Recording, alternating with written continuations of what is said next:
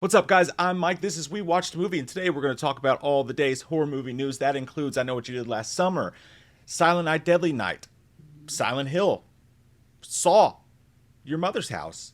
It Was a Lovely Time. She Makes a Wonderful Lasagna, and more. 28 days later, years later, all of it. And yeah, slightly, maybe touch hungover. We're going to get through it together. We're going to get through it together, because that's what the Wiggles do. Danny Boyle did an interview in which he divulged information that he was originally in talks to direct Alien Resurrection. Danny Boyle's Alien Resurrection. Now, that movie, beloved though it is by many, is stupid. It is a dumb film. And there was no doubt in my mind it would have been better with Danny Boyle involved. And he didn't do it for the right reasons. He said that CG was just in this weird place at the time. I didn't want to mess with any of that. And just something came over me. An awesome relief washed over me. And relief washes over me in an awesome way.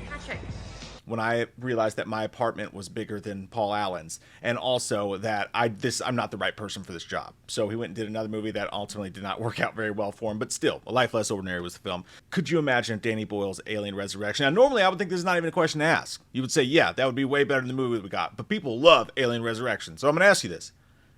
Would you rather go back in time and seen Danny Boyle's Alien Resurrection? I would have. I also have a hair in my mouth.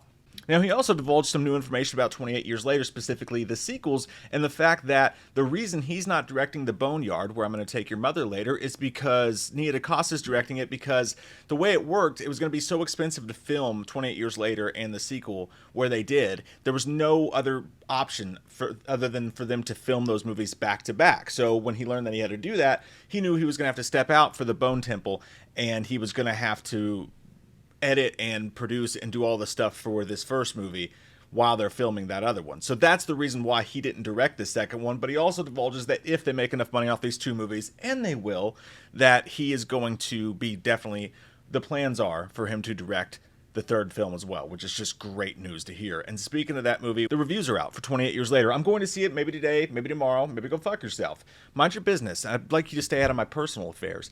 But I'm going to go see it very soon. We'll have reviews for that on the channel. Jay will have his review in the live stream on Saturday night, where we're going to talk about all this news as well. And also, we'll have a spoiler review up in some form or fashion, maybe on the Patreon members only. I don't know yet. I don't know. But the point is this. The reviews are out, and they are good. I mean, it's got a 93% positive rating on Rotten Tomatoes. The review aggregate site that, in my opinion, doesn't work at all. But that's a whole nother story altogether. I actually don't give a flying fuck in Witch Hazel's Castle Kingdom about, I don't even know what that means, about Rotten Tomatoes and the scores for it, but it is fun to look at the reviews, and it's not like you hate the reviewers, I just hate the way it's set up. It's got a 93%, that's great. It also, I mean, pure dog shit sometimes comes out and has 93% just because of the way the site's set up. But let's take a look at what some people are saying. It looks like for the most part people are saying that at worst it sounds like it might suffer from a little bit, if you believe obviously critics, see it for yourself, it looks like it might suffer from a bit, even some of the positive reviews, of that kind of chapter 1 syndrome.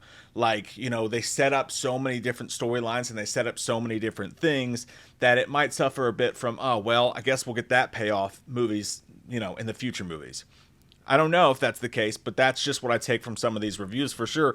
Also, it looks like a couple of reviewers hearken to the fact that the movie's surprisingly emotional, that it has like a heightened level of like this emotional stuff in it, which is not unsurprising. I mean, Danny Boyle can do anything, sell a ketchup popsicle to a woman in white gloves, but some people say that it pushes into other genres too much, and they wanted it to stay specifically in the horror genre, and thinks it, and I see a couple reviews that say they think it tried to do a little bit too much, try to push the, not so hard, Tim, not so hard, take it easy, Timothy, kind of situation. So I don't know, we'll see for ourselves when it comes down to it, but the best part about it is everybody says it's super gory. Some people were like, it was too gory. Actually, that was too fucking gory for me. And then there's a couple dumb complaints like, sometimes it didn't look great cinematically. I'm like, I don't know if you watched 28 Days Later, but that's part of this franchise, you know what I mean? That's the, if there's a couple shots that are grimy and look like they're in a toilet and a porta potty, I'll be cool with that, because it's like, that's what this movie was birthed from. When they shot the first movie in digital, it gives it this really harsh,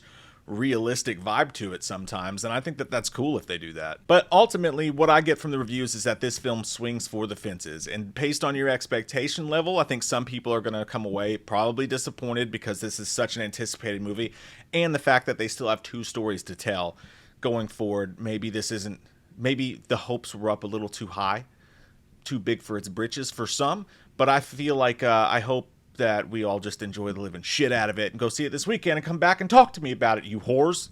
You undead whores! Oh, hey. It's the mailman. Next up, Silent Night, Deadly Night. This is awesome news. So, Cineverse, Bloody Disgusting, iconic events. They put together Terrifier, right? And that's huge success, awesome, unrated, gory stuff going on there. Now, they're also doing Silent Night, Deadly Night with the director, Mike P. Nelson, friend of the channel. We had an awesome 3-hour hangout with him a while back. At least, I think it was like 3 hours. It was a long time. He's an awesome dude. He's a sweetheart. And he's a good director, too. And he's directing this. And as we know, Corey from Halloween Ends is starring in it. Again, the choice made in that movie, not the actor's fault. Very exciting. Very good young actor. Can't wait to see his portrayal of Santa Claus Axiax. But the news is that it has a release date. That's December 12th. It's going to be a wide release, which is great news. And even better, it will be unrated. This movie's going to have nuts in it, if you know what I mean. And that's just super awesome news specifically for this franchise. Did I say nudes? Those are awesome too. Stop sending them to me, please. I only have so much time in the day. But also, it's great news. Awesome news for Silent Night, Deadly Night. I think that movie's going to rip. For sure. Now, Return to Silent Hill, I don't think that movie's going to rip. I hope it does, but it's just been made and done and in the can, and nobody bought it for so long. I have super doubtsies about it, but I'm going to be there day one, as are most of us. Christoph Gaines returns to direct it. Finally has a date, thanks to Cineverse, January 23rd. Return to Silent Hill is going to come out in theaters, so can't wait to see that. Now, Saw. Blumhouse, we knew Saw was bought by Blumhouse, half of it. Lionsgate owns 50%. Blumhouse now owns 50%. That could be good. That could be bad. I don't know. But the best part of it has always been James Wan is now back involved in it again. And with this new news release, they officially said that, not only is James Wan going to be heavily creatively involved into the fold, which to me probably means he's going to produce. He's one of those guys who's like, I'm not going to direct it, but I'll produce everything. And it's like, well, him producing it, here nor there for me. If he's involved really creatively with it, that'll be special. And that's what he said here. He said, coming back to this world with a fresh perspective is both thrilling and deeply personal. For me, this will mark a significant creative return to the Saw franchise for the first time since the early days. And I'm looking forward to embracing the original spirit whilst pushing the legacy forward in bold, unexpected ways. I'd like to push you forward in bold and unexpected ways. You know what I'm saying? Not James Wan, you, the view. Never mind. Point is this.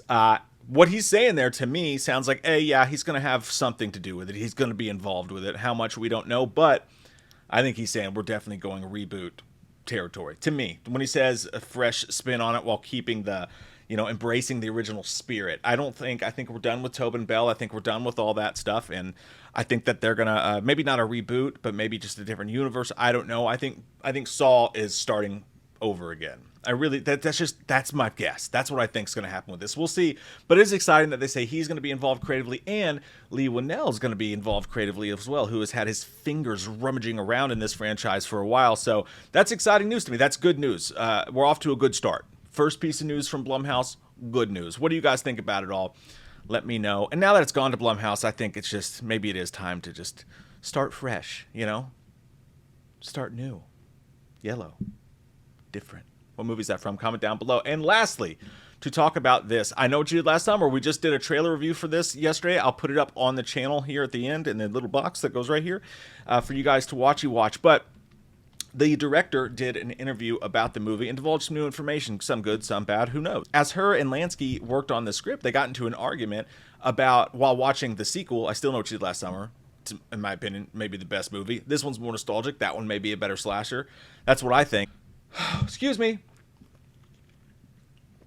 They said that they got into a debate over whether or not the movie's traumatic events would affect Jennifer Love Hewitt's character. So one of them wanted to do the whole trauma thing, and the other one's like, yeah, but this is my fun, good time slasher movie. I don't want to fuck it around with all that. And I agree with that. Like, I think we're so obsessed in horror these days with trauma. Thank you, Jamie Lee Curtis. Fuck. Yes, horror is obsessed with trauma and things like that, and it's a little tiresome. However, she's not wrong. This character has been through some shit, and it would somehow affect it. But we kind of did that with I Still Know at the beginning, when she was just like, I haven't had as much as a baguette in a fortnight.